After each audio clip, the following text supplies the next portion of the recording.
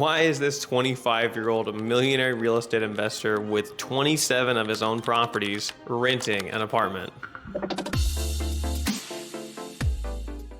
The answer might surprise you. So guys, the question of renting versus owning. So my name's Daniel Kohanowitz. I'm a 25-year-old millionaire real estate investor. My main business is wholesaling and flipping houses, and I have, of course, 27 units of rental property, right? So why would I go out and rent an apartment?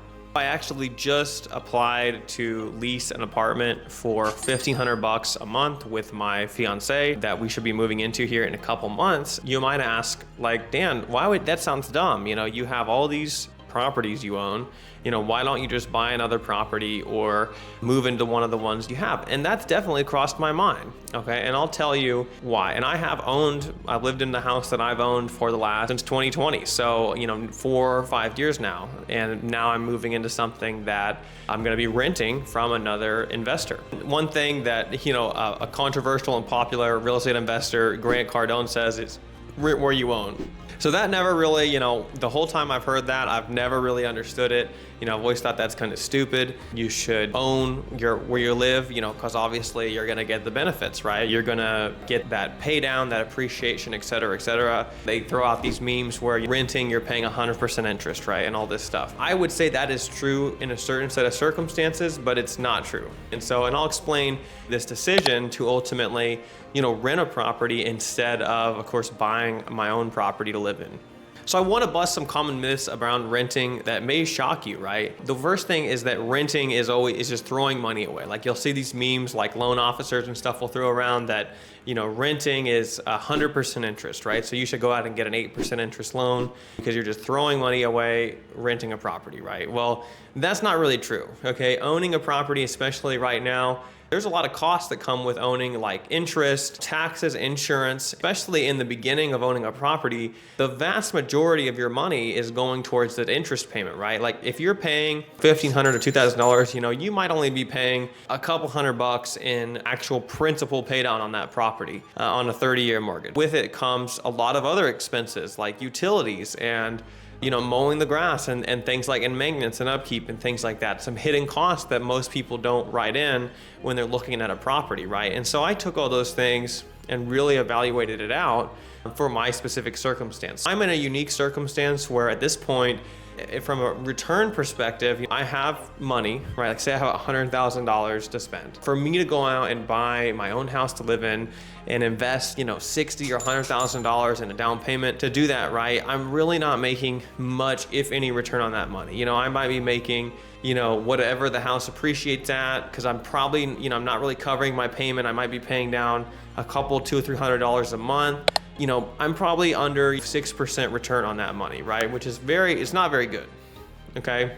So for me, I've lived in a house and I house hacked in the beginning, and I think that's an awesome strategy. I would highly recommend it for anybody to go out and house hack a property. And what I did was originally a super house hack, which I bought a duplex and I rented out the other side, and I did a super house hack. So I rented the other side and then I got 3 roommates in my side. Not a lot of people are willing to do that, I've come to find, but I was willing to do that. And as a result, I eliminated my rent and I was making about $1,000 a month in cash flow on top of that every single month. So that was a major swing for me at the time, and still is. I still rent that property out the same way. I've got 4 roommates in one side and 1 tenant in the other, and that property is a cash cow. I bought it, I got a 2.75% interest rate on it, got a great deal on it in the first place, and it just prints money. When I'm living in my own house, it's a little bit of a different story. I have other considerations in this place, mainly that I'll have a fiance and soon to be wife living with me.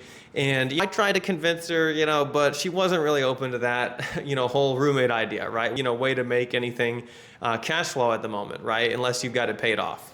And so, with that consideration, we looked at, what kind of house do we really want? What kind of living situation? And, we looked into building a house. That turned out to be extremely expensive right now for what we need.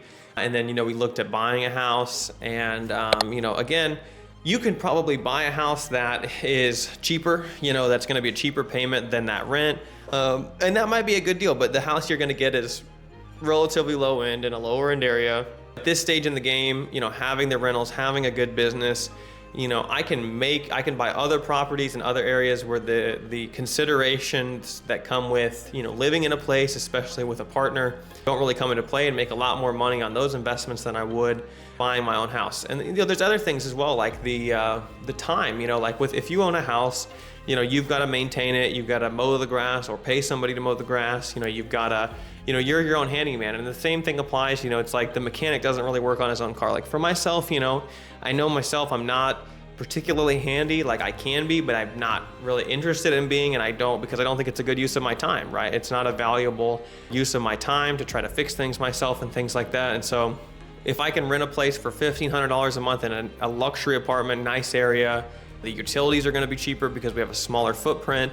It's a simpler house, simpler property to maintain. This one's like about 1,100 square foot, tons of space. We're just two people, for us. And that'll change, maybe as I have kids in a few years and a family, right? And we get, there'll be a need, right? We'll need more space. We'll want more different things, right? But for now, the goal is let's get a great place as cheaply as possible for a certain standard of living, of course, and then low maintenance, right? And low expenses, okay? Because I can take that money, pay the rent, and then, all the money I have saved, I can plow that into far higher yielding investments where, because I'm in the off-market acquisitions business, I can buy deals where I can instantly make 50, 100%, 200, 300% returns on my money in terms of picking up equity as well as the cash flow that the properties yield. So it doesn't really make sense, because if I was to buy a similar house with the same kind of standards of finish and things like that, it's going to be far more expensive, probably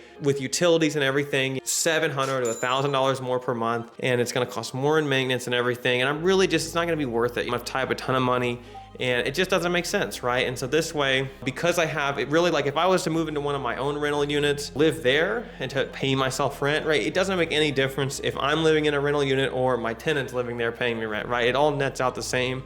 And so I decided, let's just get an apartment, simple, flexible, throw the keys at it, right? We're gonna get in there.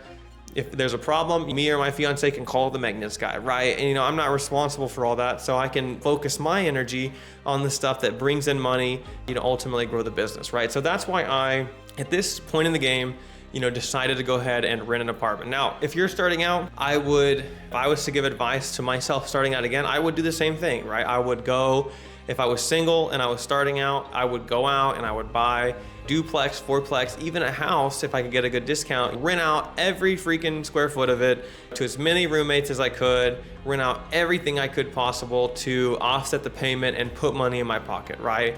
Like I literally lived in a 200 square foot room and everything else in that place was rented out. And I did that for years.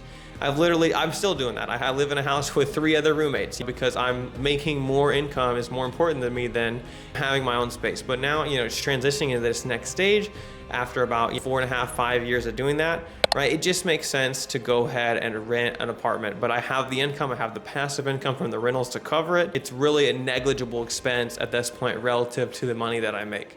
And so that's why, as a 25-year-old millionaire, I decided to go ahead and rent an apartment.